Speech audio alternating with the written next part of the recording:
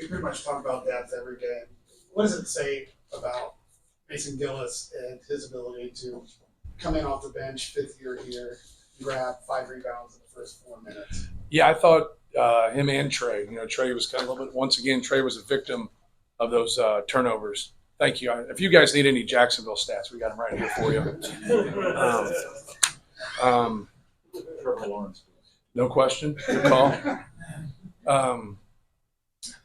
We had those turnovers in the first 4 or 5 minutes, and so but he had nothing to do with them. And so once again, I talked to you last time about being a victim of circumstance, but I thought he was around the basketball.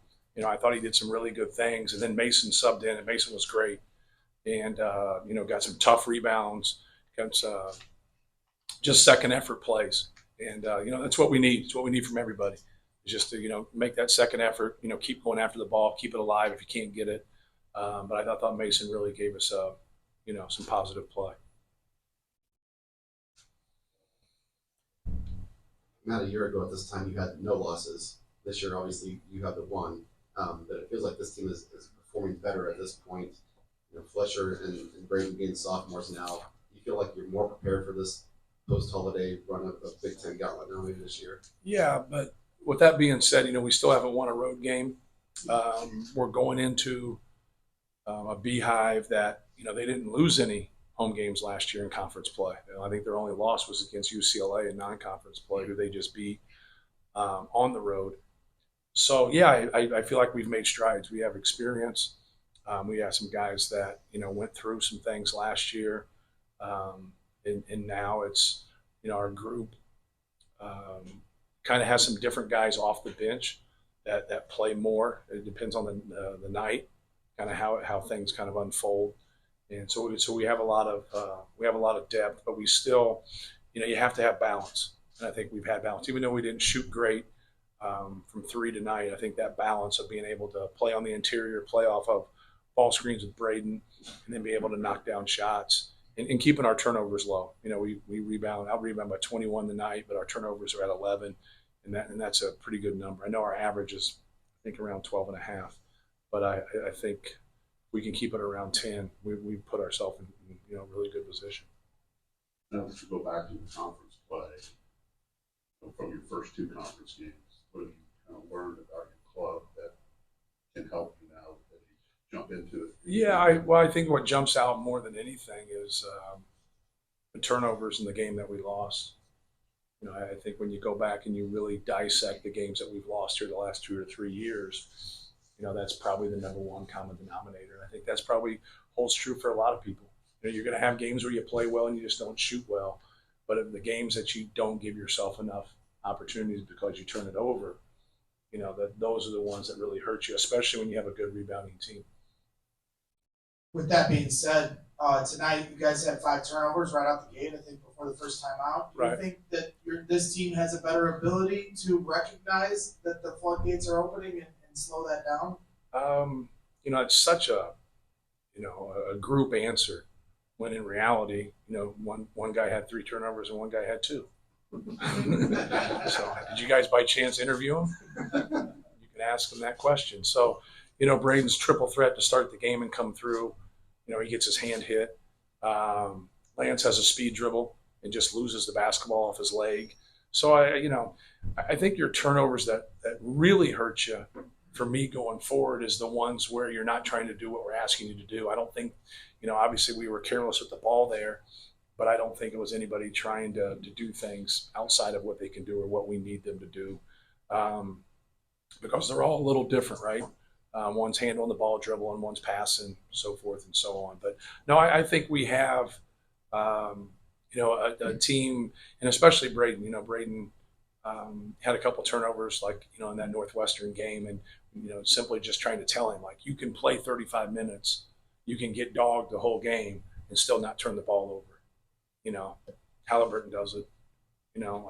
Hey man, the great ones do it. Don't turn the basketball over. But not everybody can do that. Not everybody falls into that bucket, but he can.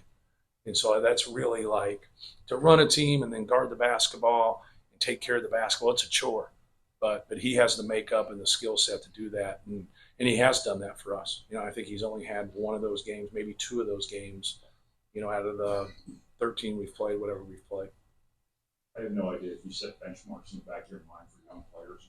Here's where I want these guys to be by the end of the conference play. But where are Miles and Cam right now in terms of where you kind of want them to be going to the Big Ten play?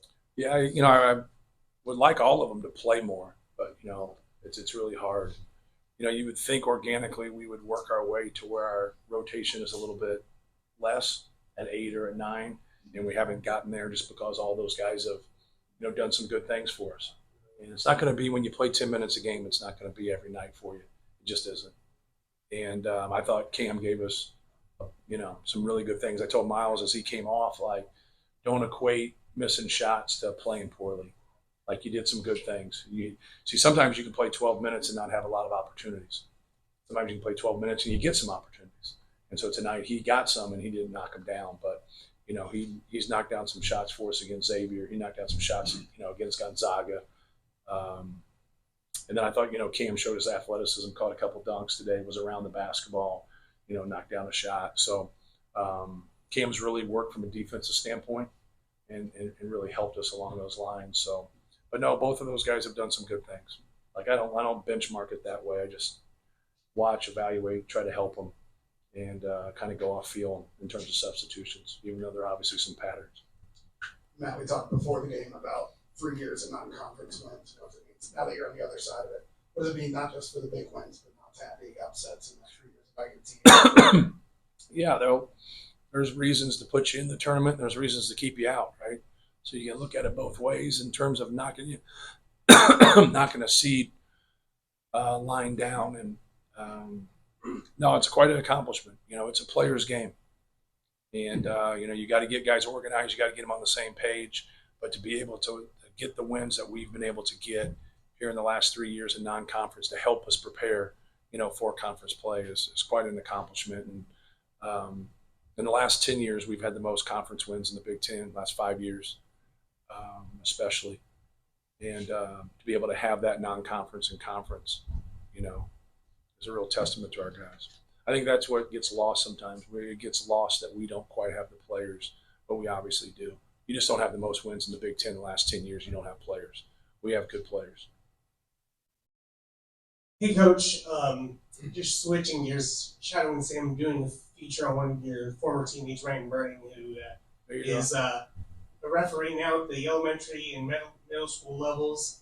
How important is it to have a person like Ryan educating and being a basketball educator at a hands-on level for the people within this community? And maybe are you going to hopefully advocate for more of that, former college players that are now teaching, reffing at the middle school and youth levels? Yeah, well, I think that's cool. I mean, obviously you got a guy that, played at a high level, started here at Purdue as a player and to be an official and, to help young guys and teach them how to play the game and how to handle themselves. I think that's what gets lost sometimes with really young guys is what they see is an elite players playing, and it means a lot to them. You know what I mean? And so, but sometimes that emotional outburst or whatever, they have to be able to learn as a young player to play the game the right way, but handle themselves the right way. And, I think that's, for someone like Ryan Burning to give us time to do that is pretty cool. He texted me the other night about something, and I was bragging about my 185 in bowling when we won the bowling championship. And I'm a terrible bowler. So 185 when you're a really bad bowler is really good. Like, then he told me he bowled after we left, and he had like a 221, 224, and 217. I was like, I didn't feel as good after that. But we still won our championship. And so, no, but that's pretty cool that Ryan does that he, helps out our community and, sets the right example for young guys. Is there anything else? Sam Wessel. I know when Mason got here, he was hurt and kind of had to wait his time for basically 3 years of waiting to play a basketball game. But when he was on the court, kind of getting in the flow of things, was this kind of doing the dirty work, diving on the floor stuff ingrained in him already, or is that something he's kind of learned through his time here? Yes, no, he was a competitive guy. When in high school, and he's always been a guy that's trained really hard. At times he'll actually overtrain. He puts in a lot of time on this game and just trying to be a player. It's frustrating for him because he has to timeshare because we have a pretty good front line. I think it's frustrating for all those guys, but that's where we are, right? And Mason's worked really hard to help our program, and but no, he's always been wired that way. He's always been. I think a lot of times as a coach, you get credit for something that was, he was raised the right way. He had good high school coaches. He's been competitive, and they'd always say like, "Hey, you guys have done a really good job with him." In reality, the people before us did a really good job, and I think that's kind of the part of evaluation that we've made strides in, because you got to be able to check all the boxes. And what people don't realize with us is, we're not drafting people. Like, we go and we like somebody, like we still got to get them. Like, you know what I mean? And so like at that point, but you have to be able to have someone who wants to get their education here. They want to work, you can't just sign a bunch of people that are going to leave. It makes no sense, right? You got to get people that, want to go somewhere and stay there and grow and develop. And, that's what he's done, even though he doesn't play quite as much as he wants to. I always say when he gets mad for not playing, he gets quiet. And I like it when he's that way. I want people to be upset. Like, I don't want people to settle in and just say, hey, I'm not playing as much. It's no big deal. No, it is a big deal. It's your passion. It's what you do. And as long as you're professional about it, like, you got to keep going. But he's been really professional, and he helps us. Sometimes he helps us with the shooting. Sometimes he helps us with his hustle. And you can't get enough of that. Thank you. Thank you, guys. Thank you, Matt.